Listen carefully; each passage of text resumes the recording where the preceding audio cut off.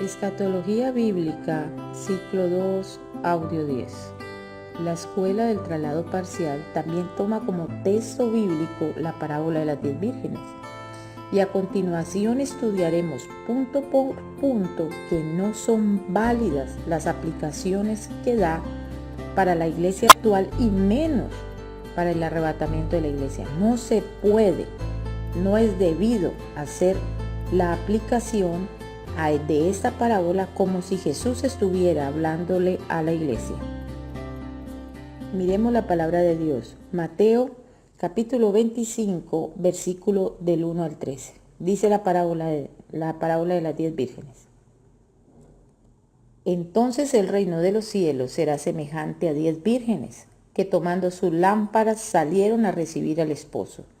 5 de ellas eran prudentes y 5 insensatas. Las insensatas, tomando sus lámparas, no tomaron consigo aceite, mas las prudentes, tomando aceite en sus lámparas tomando aceite en sus vasijas juntamente con sus lámparas. Y tardándose el esposo, cabecearon todas y se durmieron. A la medianoche se oyó un clamor: aquí viene el esposo, salid a recibirle. Entonces todas aquellas vírgenes se sentaron y arreglaron sus lámparas, y las insensatas dijeron a las prudentes: dadnos de vuestro aceite, porque nuestras lámparas se apagan. Mas las prudentes respondieron diciendo: para que no nos falte a nosotras y a vosotras, id más bien a los que venden y comprad para vosotras mismas. Pero mientras ellas iban a comprar, vino el esposo, y las que estaban preparadas entraron con él a las bodas, y se cerró la puerta. Después vinieron también las otras vírgenes, diciendo: Señor, Señor, ábrenos. Mas él respondiendo dijo: de cierto os digo que no os conozco. Velad pues, porque no sabéis el día ni la hora en el que el Hijo del Hombre ha de venir. Esta escuela defiende o define que las 10 vírgenes son la iglesia, que 5 sensatas parten en el arrebatamiento y 5 insensatas se quedan por no estar apercibidas. Que el aceite, escuche bien, que el aceite de las lámparas que tienen las vírgenes era o es el tipo del Espíritu Santo. Por tanto, indicando así que las 5 que tenían las lámparas con aceite tenían el Espíritu Santo y las otras 5 no lo tenían. Le dan la connotación que el esposo es Cristo, quien regresa por la iglesia. Esta posición pierde fuerza desde el punto de vista escatológico porque las 10 vírgenes no pueden, la parábola de las 10 vírgenes no puede ser aplicable a la iglesia ni al arrebatamiento. Partiendo desde el punto de vista que se fragmenta, ellos fragmentan 5 son sensatas que se van con Cristo y 5 son insensatas que se quedan en la tribulación y en la gran tribulación. O sea que para ellos parte de la iglesia se va con Cristo y parte se queda. Escuche muy bien, la palabra declara que el Señor Jesucristo murió en la cruz del Calvario, llevando nuestra tribulación, llevando nuestra angustia, llevando todos nuestros pecados. Él no es que en la cruz del Calvario haya dado una cota inicial para nuestra salvación. Él lo dio todo. Por eso nosotros como iglesia no pasaremos a la tribulación. Cuando el Señor levante a su iglesia, la levanta total. Ahora, ellos afirman de que 5 tenían, formando parte de la iglesia, 5 de ellas tenían aceite que tipificaba el Espíritu Santo, indicando así que las otras 5 no tenían aceite, no tenían el Espíritu Santo. Escuche, mi hermano, entiéndalo y bájelo a su corazón. Una vez usted y yo recibimos al Señor Jesucristo, una vez confesamos que es nuestro Salvador, recibimos es ese acto de redención, justificación, salvación en nosotros, el Espíritu Santo viene inmediatamente y nos sella. No hay nadie que pertenezca a la iglesia que esté sin el Espíritu Santo. Porque nosotros no somos nacidos, dice la palabra, ni de voluntad de varón, ni por sangre, sino que fuimos a través de Cristo hechos hijos de Dios. Una vez nosotros recibimos, aceptamos ese plan de salvación, confesamos que Jesucristo es el Hijo de Dios, inmediatamente viene el sello del Espíritu Santo y estará con nosotros hasta el fin. No hay forma que una persona sea formando parte de la iglesia no tenga el Espíritu Santo. La parábola en la que se basa Jesús es una alegoría. Es un acontecimiento que es real, no es algo imaginario, es algo real. Y él toma la parábola, que es muy importante saber qué es una parábola, cómo se desarrolla, por qué Jesús la está tratando, para yo poder estudiar la palabra. Muchos predican, toman texto solamente y con ese texto se van y se pierden y mejor dicho, no mi hermano, no. Nosotros tenemos que tener temor de predicar una palabra conforme a nuestra carne. ¿Usted cuándo ha visto un judío, mi hermano, que medio está en la palabra y ya está predicando la palabra, ya está enseñando la palabra? No. Él lleva años y años de estudio y eso es lo que nos falta a la iglesia actual. Comprometernos, entender que la palabra es santa, pura, casta, que se debe guardar desde todos los puntos de vista, que debemos entender lo que Jesús dijo para recibir esa iluminación perfecta del Espíritu Santo y poderla transmitir. Esto no indica que usted no pueda ir a los parques, no pueda subirse a un bus, no pueda transmitirle el mensaje de salvación, cómo Jesús la salvó a usted, o cómo me salvó a mí, cómo nos salvó a todos. El deber es predicar ese evangelio, el evangelio de la salvación. Pero una cosa es cuando yo voy a enseñar, cuando me paro en el púlpito frente a muchas personas y voy a dar una prédica, voy a transmitir una enseñanza. Yo tengo el único maestro de maestros es Jesús. Y el que me da la iluminación es el Espíritu Santo. Si yo no entiendo lo que Jesús quiere enseñar, no puedo enseñar.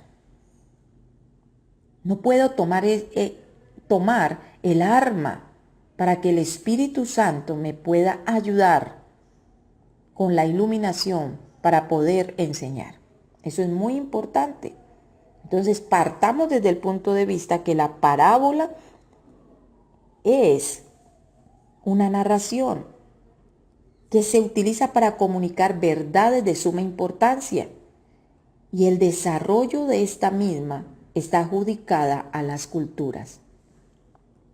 Esta parábola de las 10 vírgenes se debe estudiar desde un sentido oriental, escuche, desde una costumbre oriental, tomando en cuenta la cultura, las costumbres, los personajes, que es lo que nosotros nunca tenemos en cuenta para una predicación. O sea, los que no conocen y los que debíamos y tenemos que tener en cuenta.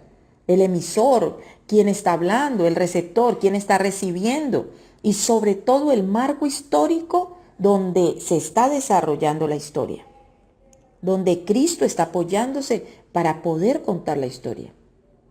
Al considerar estos factores que son muy importantes y determinantes para la interpretación de la parábola, daremos algunas informaciones para mayor comprensión. Escuche, esta historia depende de una costumbre judía que es muy diferente a la de nosotros. Nosotros a veces para predicar transculturizamos, o sea, tomamos la palabra y la traemos a nuestra cultura. No, mi hermano, no se puede hacer eso. Si Jesús está hablando de una cultura judía, yo tengo que investigar qué era lo que se hacía, cómo se hacía, por qué se hacía, para yo poder entender lo que Jesús está diciendo. Según los historiadores, cuando se casaba una pareja, no se iba de luna de miel. Era totalmente diferente a lo que nosotros hacemos. Nos casamos, estamos un rato en la recepción, en la fiesta, y después partimos a la luna de miel. En esta historia o en esta costumbre judía no se hacía. Cada persona que se casaba quedaba durante una semana, escuche, una semana con la puerta abierta en su casa para aquellos que los quisieran visitar. Los invitados eran los amigos más íntimos y sus familiares. Y en esa semana los trataban con mucho honor, tanto que se les llamaba príncipe y princesa. Así que era la semana más importante para ellos. Esta parábola no tiene historias imaginarias, es real. Es una verdad de la vida en una aldea de Palestina. Ahí es donde se desarrolla. Las fiestas de la boda se realizaban por la noche, después de un día de baile.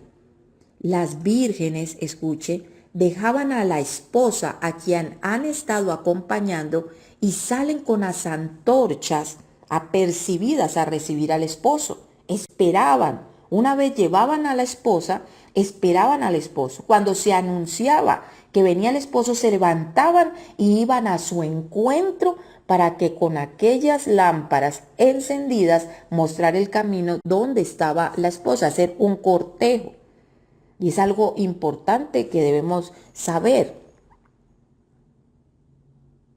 Ahora, quiero que nos quede a nosotros claro que una o es diferente donde se hizo la ceremonia, donde ellos recibieron los votos, otra muy diferente, otra parte diferente, donde ellos van a celebrar las bodas o las fiestas de las bodas, donde todo el mundo va.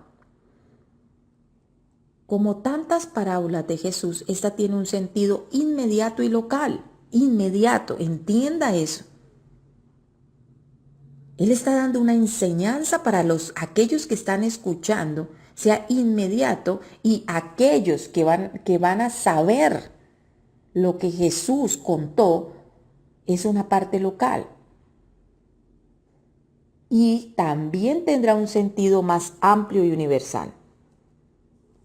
En un sentido inmediato, iba dirigida a los judíos. Esta parábola no es para la iglesia, va dirigida a los judíos como pueblo elegido por Dios. Por lo tanto, las 10 vírgenes representan en un cuadro parabólico al juicio a la que va a ser sometida la nación de Israel para determinar quiénes son el remanente que va a reinar con Cristo en el milenio. Imagínese usted, mi hermano. Esa parábola es aplicable a los israelitas, no a nosotros.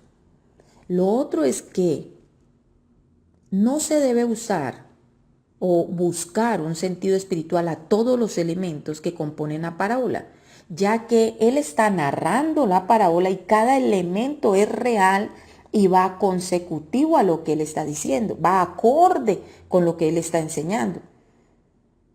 Está anunciando lo que se hace en realidad. O sea que no se puede, todo el mundo a todos los elementos le iba buscando un cuadro de cómo relacionarlo en la parte espiritual y no todos tienen connotación espiritual. Y era tremendo, mi hermano, que quiero decirle que muchos hombres y mujeres de fe en los años 60, 70, 80, 90 y aún hasta el 2016, créame, aplicaron la parábola de las 10 vírgenes a la iglesia. Se la adjudicaron a ella. Dice, esto es para nosotros, esto es para nosotros.